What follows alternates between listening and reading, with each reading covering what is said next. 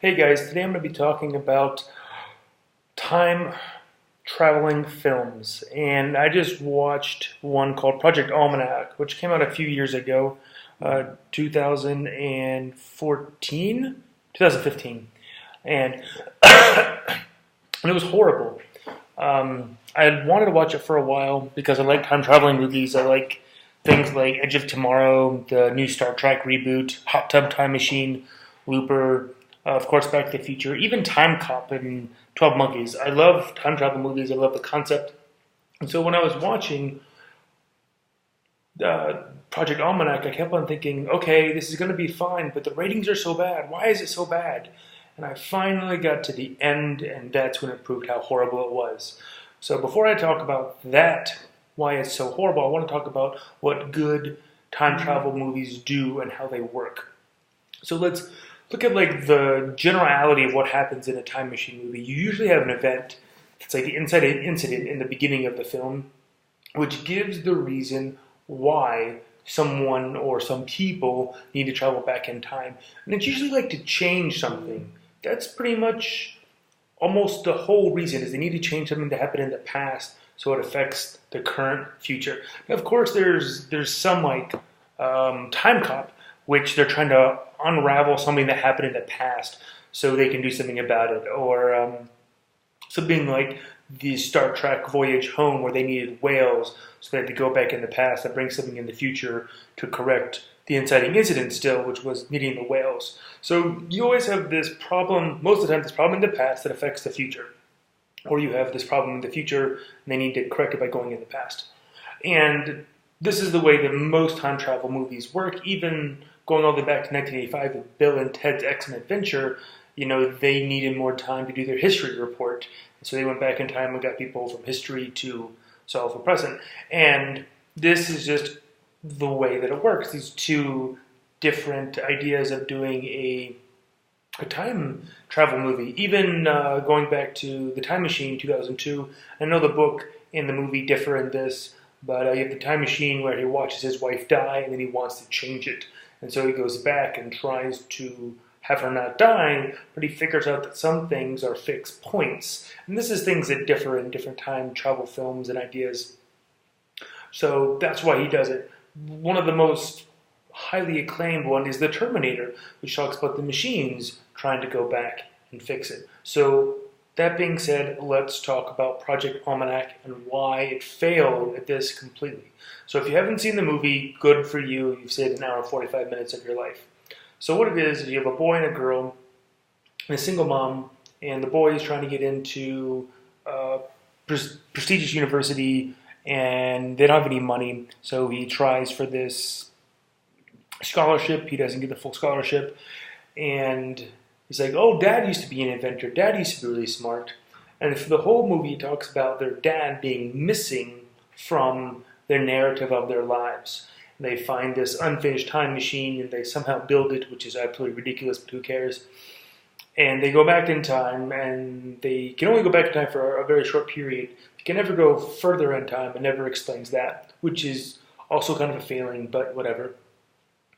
And the things they do are very synonymous with youth. They go partying, go to this, kind of like Bill and Ted. One guy gets an A on his chemistry report. And all these things are just kind of incidental. They're just kind of warming you up to the movie.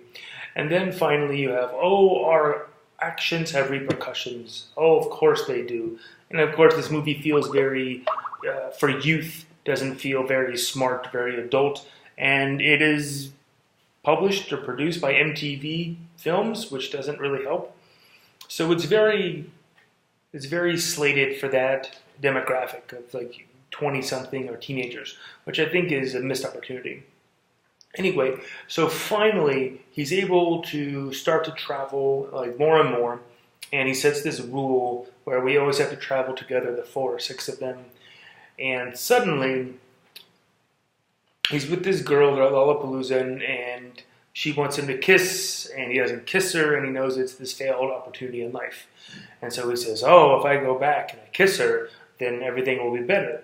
And so he breaks his own rule, which is very, youth-orientated. and he goes back and he kisses her, and by changing this, all these other things happen, and all these horrible things happen, and suddenly he starts to jump more and more and more in time until you really don't even know how many times he's jumped, which is also kind of silly, and then he finally gets back to he needs to stop them from jumping at all, and needs to go all the way back to the beginning, which is at his seventh birthday. In the process of doing this, he annihilates his girlfriend from the time stream, which is also like never really explained, and doesn't ever she just vanishes. And so this was like an artificial way to create drama, which failed because it was just so tenuous. It just happened so quickly, and like, oh, your girlfriend's missing. She's been gone for a few days. Okay, who cares? She could be camping or anywhere. She's a teenager. So he finally goes back to the beginning, the 7th birthday, the last time he saw his father, the day his father died. And all through the movie it's been saying, your father, if he was here, if he was here, if he was here. So you're thinking, aha, this is it. This is the point in time of the time-traveling movie where we go back and we reset. We change the future. Because if he wouldn't have died, they would have had money for him to go to college. He would have been fostered in a better way. Things would have been better. So he's standing there. He meets his father. He's like 18, supposedly. And all he does is hug his father and says, I built a time machine, and that's it. And he hugs him, and then he lets him go. And it is so ridiculous. You're like, wait a minute. The whole point of any of this is because of the father. And then he destroys the time machine in the past, and then he just erases, he kills himself. Makes no sense. Time machine. Time travel movie. Okay, so he deletes himself. And then the movie goes all the way back to the very beginning where he's trying to get into the university. And for some reason, even though he deleted, but the things that he brought back from the future didn't delete. There's still objects there. But his clothes were gone. Again, this doesn't make any sense. And so they find the camera, which the whole movie is recorded on. So you have lots of shaky cam going on, which is very annoying. And so he finds this camera with the other camera, and it records the whole movie. So instead of doing anything with this information, he goes to the girl, and he says, oh baby, we're going to change the future. And this is how the movie fails. The movie, instead of focusing on the character's life, instead of the character's development, the movie focuses on the love story, which is so weak and is so contrived and is so simplistic. It makes the man seem like his only endeavor or only care is for this girl. And this is why it fails, because he could have gotten her, he could have sent himself messages in other fashions to help get this girl, many things, for example, the really excellent movie, The Butterfly Effect. That shows a much better way of time traveling, even though it's like through memory ESP or whatever, than this. And it creates a much more intense idea of the repercussions of what you do. And this is where Project Almanac fails. It doesn't focus on the main character, it focuses on the sideline love story, and at the end, you don't even have any sense of, oh wow, like now we've gone full circle and we learned something, because the character doesn't know anything. Because the character is literally the same person as he was at the beginning of the movie, it's just now he has watched this videotape of himself. And this is why it is just a hunking piece of steaming garbage. Look at X-Men Days of Future Past. Many people have to change for the future to be different and die and sacrifice. Makes for a much more compelling storyline.